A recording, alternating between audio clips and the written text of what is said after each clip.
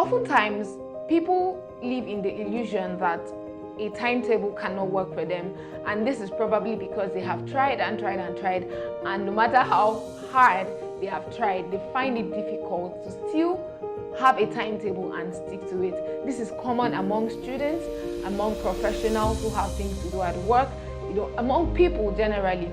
So it is important to understand the culture of proper planning and time management, and that's what I'll be sharing in this video.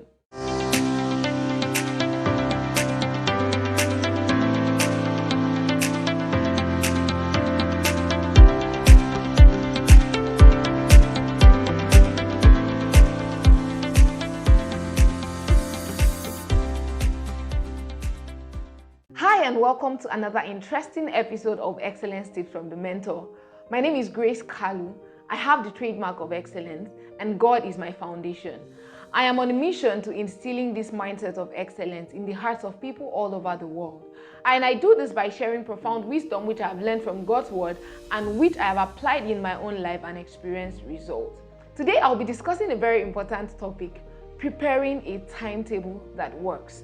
Preparing a timetable that works. Oftentimes, people live in the illusion that a timetable cannot work for them, and this is probably because they have tried and tried and tried, and no matter how hard they have tried, they find it difficult to still have a timetable and stick to it. This is common among students, among professionals who have things to do at work, among people generally. So it is important to understand the culture of proper planning and time management, and that's what I'll be sharing in this video. Let's consider these scenarios together. Between saying, this week I will read my school books, and saying, this week I will read 5 topics, which is better? Of course, the second is better. All right, let's take it a step further. Between saying, this week I will read 5 topics, and saying, this week I'll read these 5 topics: incorporation, foreign participation, leases, mortgages, registration of companies. Which is better? I mean, the second one is better, right? Because it has outlined what those 5 topics are. Let's still take it a step further. Between saying, this week I will read incorporation, leases, the 5 topics I mentioned, and saying, on Monday, I will read incorporation. On Tuesday, I will read leases. On Wednesday, I'll read foreign participation. On Thursday, I'll read mortgages. And on Friday, I'll read registration of companies. Which is better? Of course, the last one is better. And we can go on and on by having more specific times. Okay, saying on Monday between the hours of 8 to 10, I'll read incorporation. On Tuesday, between the hours of 6 to 8, I'll read this. So taking it a step further at every point shows you that there is always a better way to plan your timetable for it to work. This is the first rule of thumb in preparing a study timetable. You have to be specific. And it is when you are specific like this that you will know what you clearly want to do at every given time.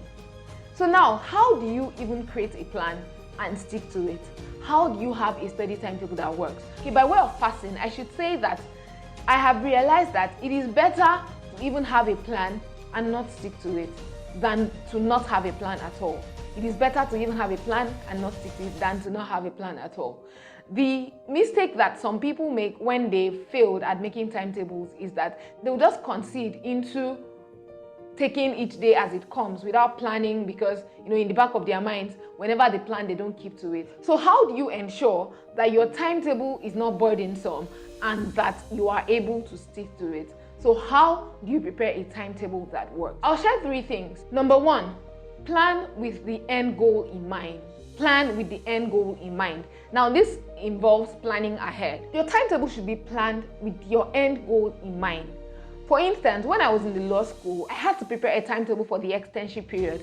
Now, the externship period is that period where you have to go to court or go to a law firm to learn practically, what you've been studying in school the entire time.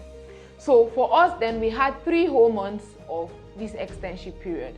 I had study goals for this particular period, and specifically, I said to myself that I would want to go over the entire course outline twice in these 3 months.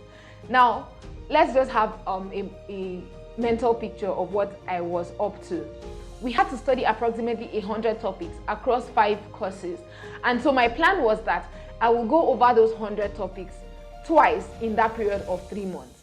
So having that end goal in mind made me understand how to divide the topics I had among the number of days I had to study. So in the 3 months period, approximately I had 90 days. And so that meant I had to divide the topics across 90 days. Practically now, not 90 days, because I usually read from Mondays to Fridays. So 5 times in a week across 3 months. And so that made me divide the topics I had into the number of days I had to read. Now, to help someone out there, I'm going to share a copy of this timetable which I prepared. So you can see how I was able to have a holistic view of the 3 months and then divide what I needed to do appropriately among the number of days I had to read. So I'll share it by putting the link in the description box or in the comment section so you can have access to the timetable and it will help you further develop yours. The second thing I want to say is this: be specific. Be specific. Number 1, plan with the end goal in mind. Number 2, be specific. Now, if you take a look at that study timetable, of which I've included the link for you to have access to, you will see that I was very specific with what I wanted to do per day and per time. I did not just say, today I want to read corporate law or I want to read property law. I wrote down the specific topics I wanted to do in these courses. So that way, you know that you have very specific things to do. So you may have a task to do in the office. Okay, let's say you have to respond to emails in your office. It is not just enough to say, I will respond to emails today. You can further outline the people whose emails you want to respond to. It could be your line manager, it could be the employees under you. Just be specific and write down what you want to do. This also helps you for social media. You know, there are some people that would find themselves mistakenly on social media and the next 1 hour they are there. But then if you, in the course of your day, stated that 3 p.m. to 4 p.m. will be for social media, and then when you get on that social media, for example, LinkedIn, you are going to make a post. Within that 1 hour, you are going to comment on 6 interesting posts in your field. You are going to like and interact with different posts. That way, you already know the specific thing you want to do so that you are not carried unawares. The third thing I want to share is follow the timetable strictly. Follow the timetable strictly. Now, this is where some people get to experience the most issues because, okay, you've planned ahead, you've written out what the specific things you want to do per day, but you are still experiencing difficulty in following this timetable strictly. So what do? How do you ensure that you put things in place that will help you stick to what you have written? This is where accountability comes in. I'll speak about 3 types of accountability. Accountability to God, accountability to yourself, and accountability to people. Accountability to God. You know the way we acknowledge God in everything that you do. You can also apply it to your schedules. You can also apply it to your timetable.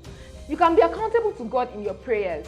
So before the start of the day or before the start of the week, you are like, Lord, as I'm about to enter this week, these are the things I've outlined to do. I trust that by the end of the week, I'll come back to give thanks because I would have accomplished that.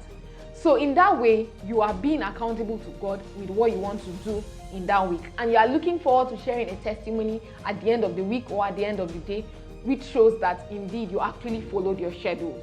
Another one is being accountable to yourself. This is where integrity comes in. You must be filled with integrity.